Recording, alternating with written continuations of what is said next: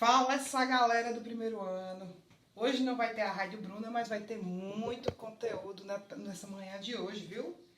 Vamos aprender as formas de relevo brasileiras e também relembrar um pouquinho das formas de relevos mundiais. Então fica aí, se liga no conteúdo que hoje vai bombar o nosso conteúdo. Posteriormente vocês vão ter, obviamente, a atividade a ser realizada, tá certo? Então, preste bastante atenção que esse conteúdo é muito importante para vocês. Afinal de contas, as formas de relevo elas são sempre utilizadas no Enem. E como eu falei para vocês outras vezes, o Enem provavelmente será bastante técnico, pelo que eu estou vendo na nossa conjuntura de país, tá certo? Então, vamos aí se ligar aí na formação de relevo.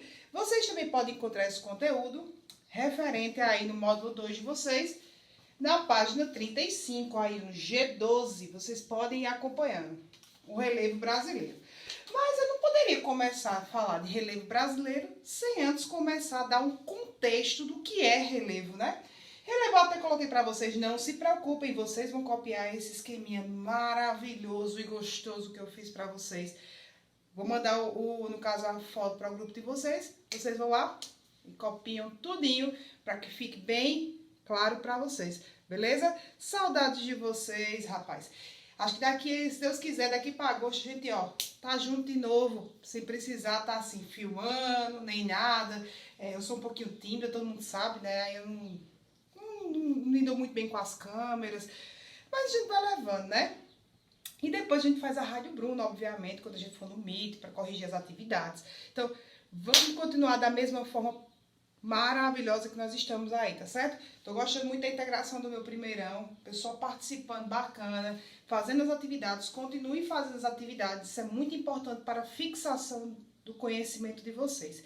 Então, se liga aí nas formas de relevo. Vocês estudaram geralmente isso no 6º ano, então não custa a gente puxar das entranhas e relembrar o que é relevo. Relevo são o quê? As formas ou expressão, como eu coloquei para vocês, modelagem da superfície terrestre. Então, nós vamos ver que as formas de relevo são basicamente o quê? A modelagem da superfície terrestre, ou seja, a forma que se encontra a superfície terrestre.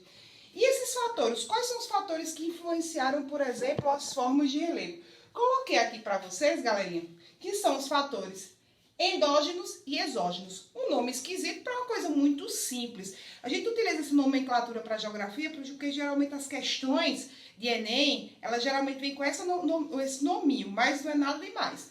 Endógenos que vêm do interior da Terra. Dentro. Então, endógenos são fatores que vêm do interior da Terra. Esses fatores endógenos podem ser tectonismo, ou seja, choques de placas tectônicas ou também afastamento de placas tectônicas, que são os dobramentos e falhamentos. Dobramentos podem ocorrer a formação, por exemplo, de grandes cadeias montanhosas, como, por exemplo, a Cordilheira do Himalaia, a Cordilheira dos Andes, aqui na América do Sul. Então, os dobramentos são o quê? Quando duas placas tectônicas elas se sobrepõem em relação à outra, fazendo esse movimento aqui. Esse movimento faz o quê? Uma ondulação. Essa ondulação foi justamente o que formou as grandes cadeias montanhosas, que geralmente foi no período geológico mais recente. Quanto mais velha uma montanha, mais baixinha. É quando fica velha, né? Diz que quando a gente vai ficando mais velha, a gente vai ficando mais baixinho, vai diminuindo de tamanho. Do mesmo jeito é uma montanha. À medida que ela vai ficando mais velha, ela vai ficando mais baixa. À medida que se ela foi formada no período geológico mais recente, ela é mais alta. Que é o caso das montanhas mais altas do mundo, que estão no topo da Cordilheira do Himalaia, como o Monte Everest, com 8.848 metros de altitude.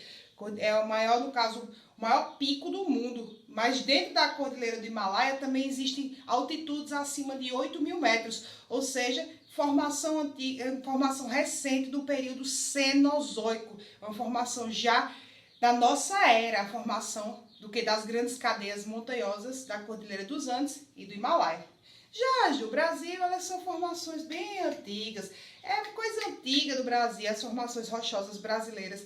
elas são montanhas mais erodidas, que sofreram mais agentes exógenos, ou seja, além de agentes endógenos pela sua formação, mas os agentes exógenos que aconteceu desgaste ao longo dos anos. Se ela é uma montanha mais velha, ela sofreu mais desgaste ao longo dos anos. Então, os fatores de formação do relevo são os fatores endógenos, que são ocasionados pelo tectonismo, ou seja, choques de placas tectônicas, ou também separação de placas tectônicas que ocasionam os falhamentos, e o vulcanismo. Vulcanismos, no caso, o movimento interno, quando a Terra estabelece uma pressão interna, acaba ocasionando o quê? A formação de vulcões. A solidificação do magma do interior da Terra acaba ocorrendo o quê? A formação de cadeias montanhosas. Existe, por exemplo, que a gente vai estudar um pouquinho mais à frente, as rochas chamadas magmáticas. Essas rochas são formadas pela solidificação do magma que vem do interior da Terra, ou seja, do manto da Terra. Esses movimentos endógenos são movimentos internos, ou seja, os fatores que vêm de dentro e ocasionam o quê? A sua formação para fora, no caso da litosfera, que é a parte que nós moramos aqui no nosso planeta Terra, né? Aquela divisãozinha que vocês aprendem sexto ano, né? Que a Terra, sim, a Terra é redonda. Não canso de dizer, pelo amor de Deus, não preciso mais debater, a Terra é redonda, na verdade a Terra é geóide. Então nós vamos ter a questão do núcleo, o quê? Interno, núcleo externo. Aí lembrem que a camada que está intermediária é o manto, que é manto superior e manto inferior. E a camada que nós moramos é a litosfera ou crosta terrestre. Crosta, como vocês gostam de chamar. Mas nós moramos na parte mais externa da Terra, que é a crosta terrestre. É onde acontece grande parte dos fenômenos meteorológicos e, obviamente, onde eclodem onde eclodiram essa formação de relevo, ou seja, de maneira externa. Então, nós vamos ter essas erupções, essas atividades vulcânicas, esse tectonismo de placas, acabam acarretando a formação de relevo das grandes cadeias montanhosas, seja elas mais antigas, de um período pré-cambriano, ou maciços mais antigos, de um período geológico do Cenozoico. Acho que no livro de vocês vão ter uma datação interessante aí na página 38. Quem quiser acompanhar, tem um quadrinho aí, ó, de formação geológica, ó. Eras geológicas e suas características em geral no Brasil. Aí nós vamos ter todos os períodos de formação geológica no território brasileiro, ó. Na era cenozoica, mesozoica, paleozoica, proterozoica.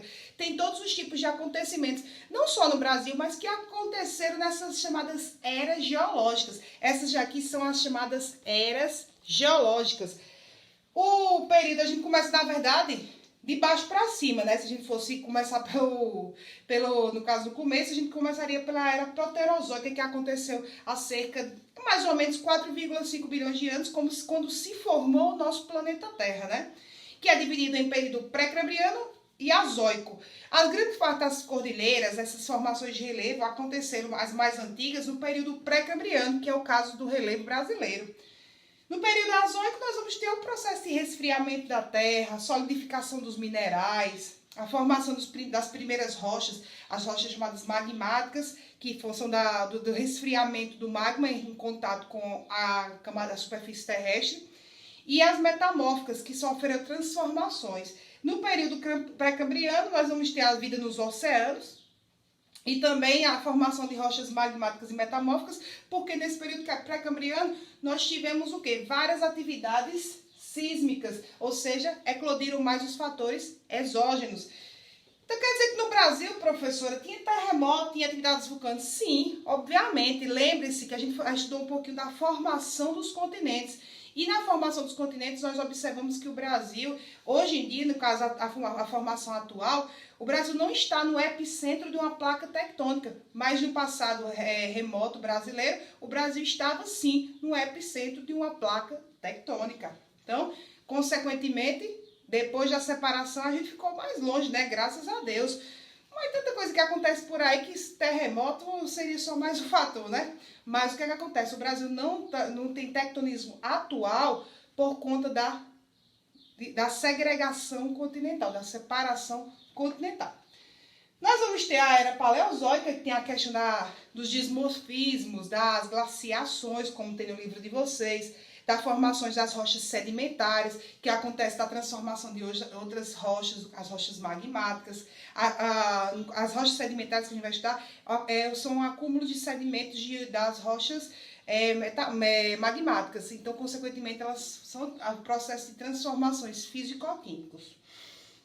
Aí nós vamos ter, inclusive, a formação de relevo brasileiro no período proterozoico, a formação do Serra do Mar, Serra da Mantiqueira e escudos cristalinos brasileiros e guianos. Então, as formações rochosas do Brasil são no período pré-cambriano. Por isso que elas são montanhas erodidas e mais baixinhas do que grande parte, por exemplo, da Cordilheira dos Andes ou até do Himalaia.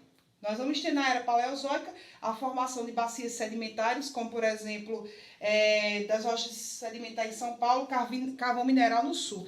Lembre-se, o Brasil é um país pobre desse tipo de mineral, carvão mineral. Então, grande parte da indústria siderúrgica, metalúrgica, a gente importa esse carvão mineral.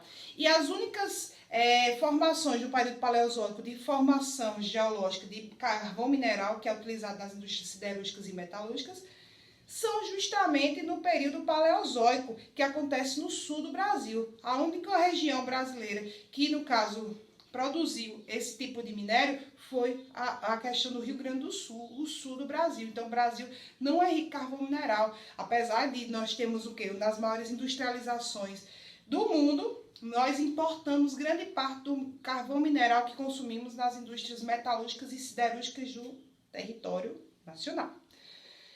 Aí, na era mesozoica, nós vamos ter a formação de bacias sedimentares e ilhas oceânicas, como, por exemplo, aí na era mesozoica. Ó.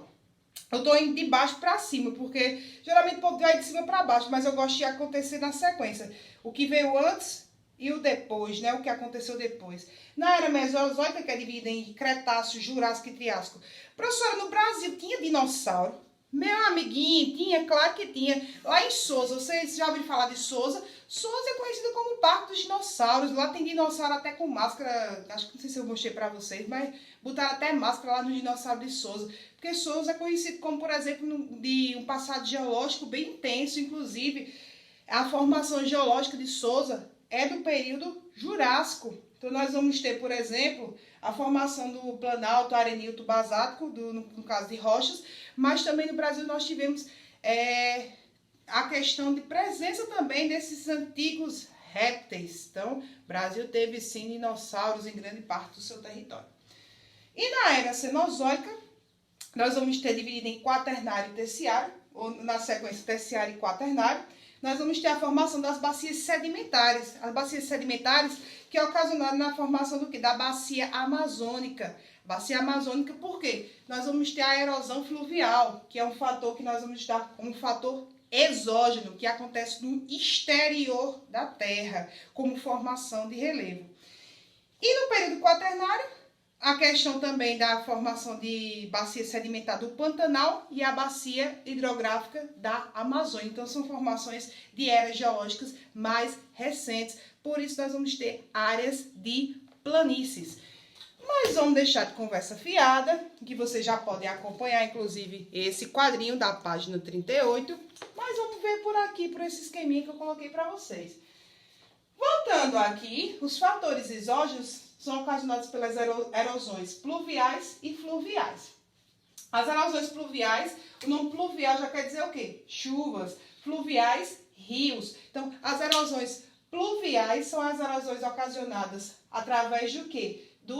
Das chuvas. Então, no caso, a chuva ela pode ocasionar erosão e também desgaste das rochas do solo. Sim, isso é um fator exógeno que acontece no exterior da Terra. E as erosões fluviais, por exemplo, a gente tem um Grand Canyon lá nos Estados Unidos. Aquele Grand Canyon foi ocasionado pelo quê? Aquela formação de planalto foi ocasionada pelo quê? Por uma erosão fluvial, através do quê? Das águas dos regimes dos rios. Nós vamos ter, por exemplo, as geleiras também como fatores de erosões e também fatores exógenos que acontecem no exterior da Terra, com uma erosão chamada erosão glacial. E outra bem importante, no caso de fatores exógenos, nós vamos ter a erosão eólica, que é ocasionada através do quê? Da movimentação dos ventos. A erosão eólica.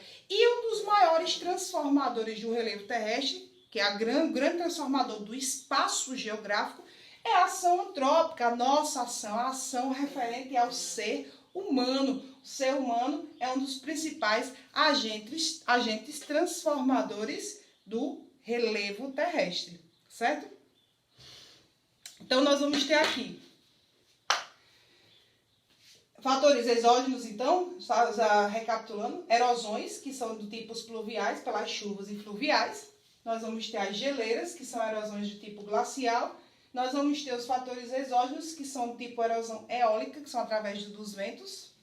E a ação antrópica, que é a ação do ser humano que age em relação às formas de relevo. Então, são fatores exógenos. Então, a formação de relevo, você já sabe que são referentes a fatores endógenos do interior da Terra, exógenos do exterior da Terra. Beleza?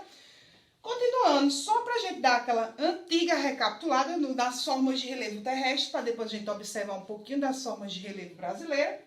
Nós vamos ter o relevo, coloquei aqui para vocês no esquema, como a expressão ou modelagem da superfície terrestre. Então, é um molde na superfície terrestre. Esses moldes acontecem de maneira exógena e endógena, né? Como eu já falei para vocês.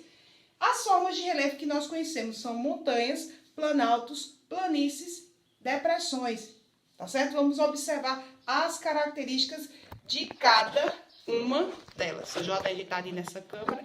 Lembre-se, gente, eu não sou youtuber, então vai ter falha técnica sim. Se reclamar, vai ter mais ainda. Só dar uma ajeitadinha para vocês poderem acompanhar isso no meu esqueminha. Aí nós vamos ter os planaltos, que é, no caso, as montanhas, que são acentuadas elevações, que são geralmente o quê? O conjunto extenso de cordilheiras. O conjunto extenso dessas montanhas são considerados o que chamados de cordilheiras, como por exemplo a Cordilheira dos Andes, a Cordilheira do Himalaia. O que é cordilheira? É um conjunto de montanhas. Então, o conjunto de montanhas formam o coletivo de montanhas formam as cordilheiras, que são as maiores elevações do nosso planeta. Nós vamos ter os planaltos, que são relativos em relação à altitude e superfície, mais ou menos planas, escarpas ou serras. Nós vamos ter os planaltos, inclusive nós estamos em um planalto, o Planalto da Borborema, que inclusive é uma formação rochosa do período também pré-cambriano. Nós temos o Planalto da Borborema, também um planalto erodido e também chamado de escudo cristalino. Tipo de formação de relevo, quando a gente diz que é mais antigo, é chamado de escudo cristalino. Por quê? São formações rochosas do período pré-cambriano. Nós vamos ter planaltos relativamente altos, como está dizendo até o nome, planaltos, superfícies que são irregulares. Podem ser vezes planas, podem ser vezes altas. O exemplo maior é Campina Grande. Você tem áreas planas, mas ao mesmo tempo que você tem áreas planas, você também tem áreas elevadas. Por exemplo, o Alto da Bela Vista, que é o ponto mais alto de Campina Grande. Vamos ter uma temperatura mais baixa do que, por exemplo, numa área como o Catolé, ali na área mais plana. Nós vamos ter uma temperatura mais elevada mediante a altitude de Campina Grande. Então, áreas mais elevadas e áreas mais planas. Quando chove, que você fica praticamente andando de caiaque ali perto ali do Bar do Cuscuz. Isso aí já é uma superfície mais plana. Nós temos o quê? No planalto, superfícies irregulares. E a gente pode citar como exemplo, sim, a nossa cidade, que fica no alto do Planalto da Borborema. Então, nós vamos ter características também por escarpas. Eu acho que vocês já viram, por exemplo, já podem idealizar a Chapada Diamantina. Se vocês analisarem aí, pode pesquisar aí. Vocês estão com internet, obviamente, vocês também assistindo, vocês estão com internet. Então, vocês podem pesquisar, por exemplo, a Chapada Diamantina. A Chapada Diamantina ela é composta por escarpas. Escarpas são ondulações que acontecem por conta das erosões exógenas, ou seja, das formações exógenas. Então, essas escarpas são ondulações que existem nas rochas. Então, os planaltos são formados por escarpas ou serras, como por exemplo a Serra da Mantiqueira, os mares de morros, que no caso são formações de relevo bem característicos da região sudeste, que tem superfícies não tão elevadas, mas são superfícies bastante erodidas. Então, outra forma de relevo que nós vamos ver aqui, nós vamos ter as planícies. As planícies que têm fisionomia plana, ou seja, as áreas de planície nós vamos ter, obviamente o nome planície já está dizendo que tem fisionomia plana, tá certo? Ela acontece principalmente por conta do desgaste, são áreas menos acidentadas, ou seja, áreas que no caso tem menos acidentes geológicos, ou seja, áreas mais sedimentares, que tem mais áreas mais planas.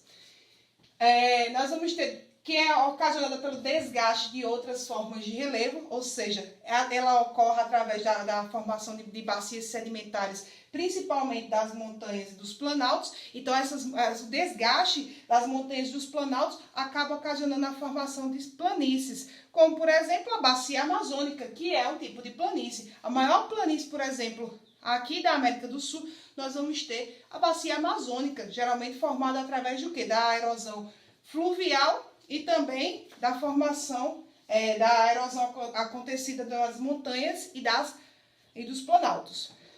Nós vamos ter aí as áreas litorâneas e fluviais, que são ocasionadas através das planícies. As planícies, pessoais, elas podem ser formadas através de o quê? Planícies litorâneas, ou seja, grande parte das áreas, aliás, todas as áreas litorâneas são compostas por planícies.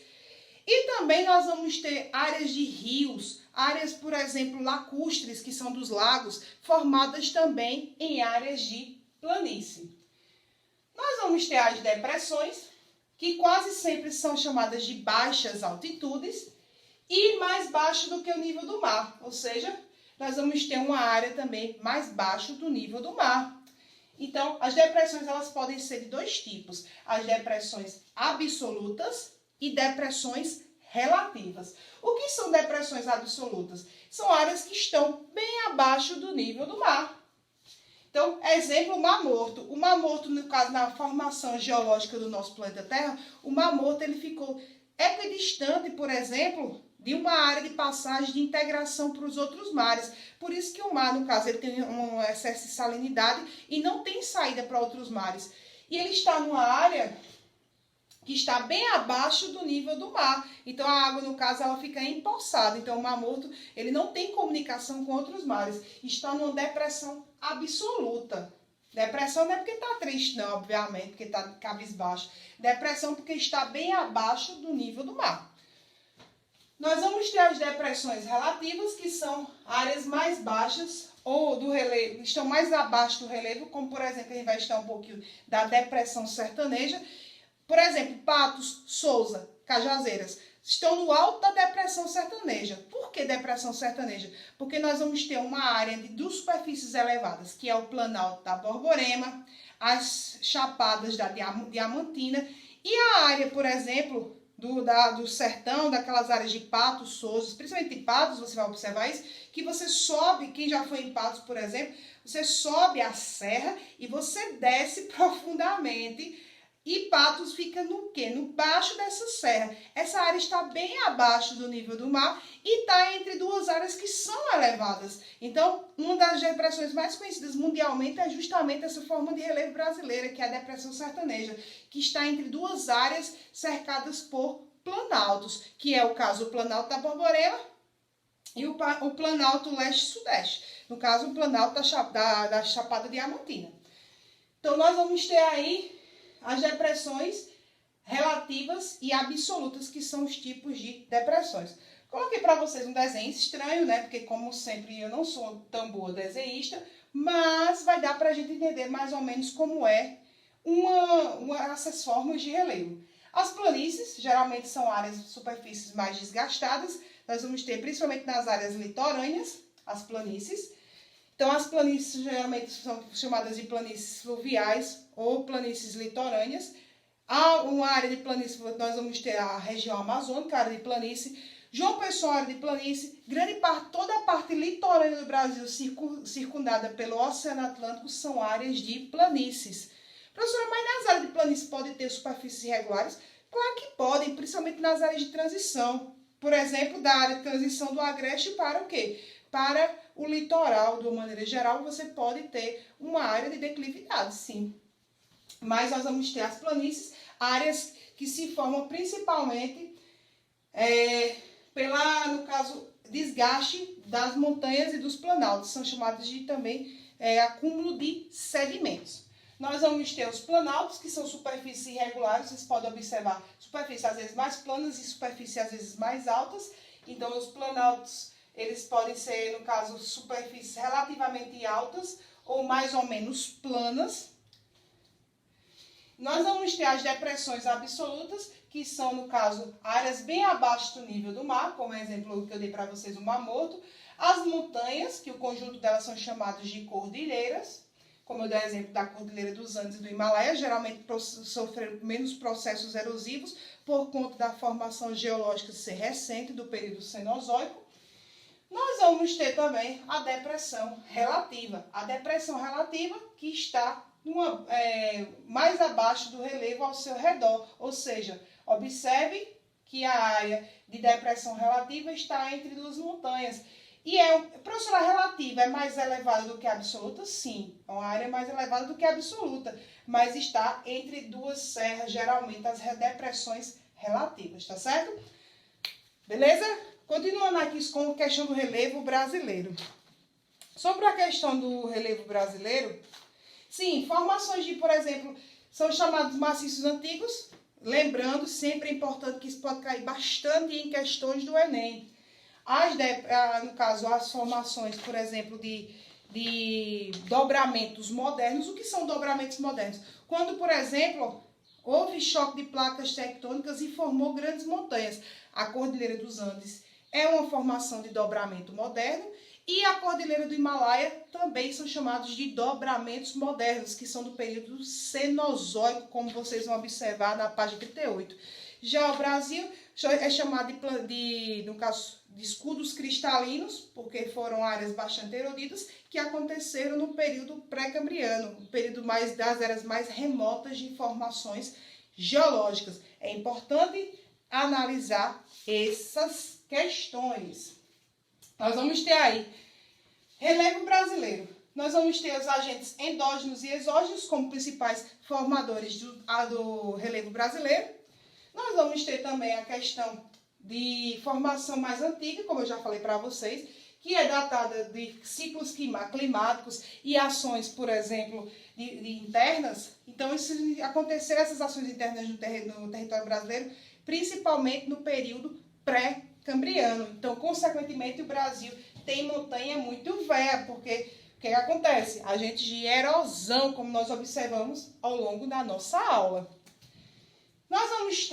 Atualmente, nós vamos ter a classificação tiveram outras classificações de relevo, mas no caso, a mais levada em consideração atualmente é a classificação do professor, o geógrafo, o geólogo também, Jurandir Ross, que determinou, por exemplo, a formação de relevo brasileiro dividida em 28 unidades de relevo, divididas em planaltos, planícies e depressões.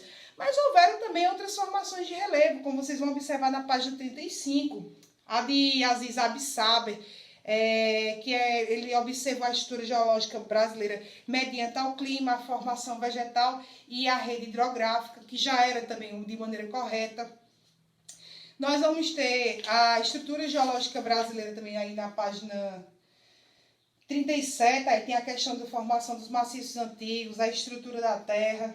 Quem quiser também dar uma analisada aí nessa página 37, aí ó, tem aí o conceito de maciços antigos ou escudos cristalinos, que eu já expliquei para vocês de maneira mais fácil, que são baseados no período da crosta terrestre e no período pré-cambriano. E as bacias sedimentares que se formaram no período paleozoico, mesozoico e cenozoico, como por exemplo a bacia sedimentar da Amazônia.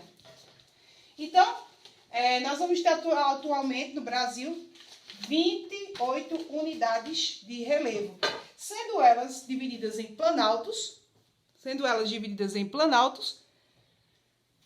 Pico, como por exemplo, o ponto mais alto do Brasil é o Pico da Neblina, que tem 2.995 metros de altitudes, que é o ponto mais alto do Brasil, modesto, né? Nem 3.000 metros o Brasil tem de altitude no seu pico, no seu ponto mais elevado. Isso porque nós vamos ter rochas erodidas. As depressões, por exemplo, as depressões amazônica e a sertaneja, que são as maiores formações de depressões do território nacional. E as planícies que nós vamos ter, que acontecem principalmente em áreas litorâneas, lacustres e fluviais. Lacustres nós vamos ter áreas de lagos, áreas de formações, principalmente formações de lagos, lagunas, lagoas, de uma maneira geral. E, obviamente, as erosões fluviais, os regimes dos rios ocasionam a formação dessas planícies, tá certo, pessoal? Espero que vocês estejam acompanhando de maneira bacana. Professora, tem ainda a questão das rochas. O que é que eu vou fazer com relação às rochas no caso, com vocês? Próxima aula, eu vou dedicar só à questão da formação rochosa do território brasileiro e como é que se formaram a origem das rochas.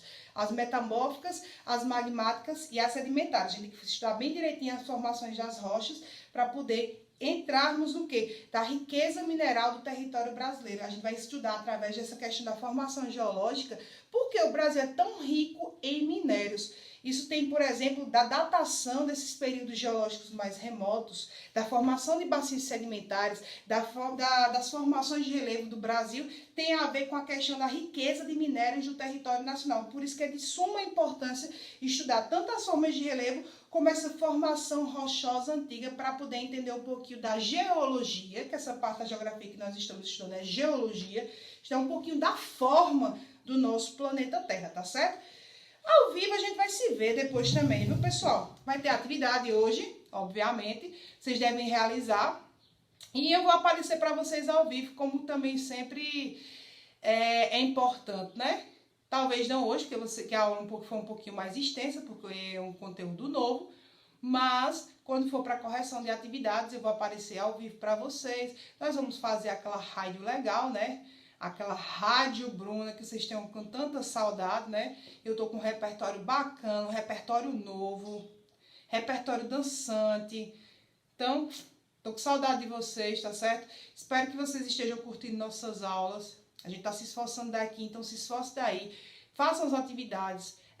No caso, se a gente está se esforçando, a gente quer o retorno de vocês. Então, espero que vocês dêem esse retorno para os professores, porque não é fácil, não, momento, nem é fácil para vocês pela questão das cobranças, nem é fácil para a gente. Então, espero que vocês realizem.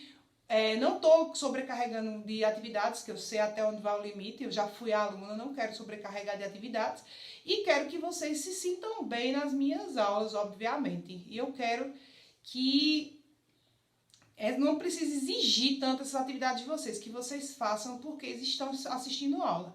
Dá um like, coloca teu nome, no caso no vídeo, não que eu seja YouTube, nem que eu me importo com essas coisas, mas é pela presença de vocês também.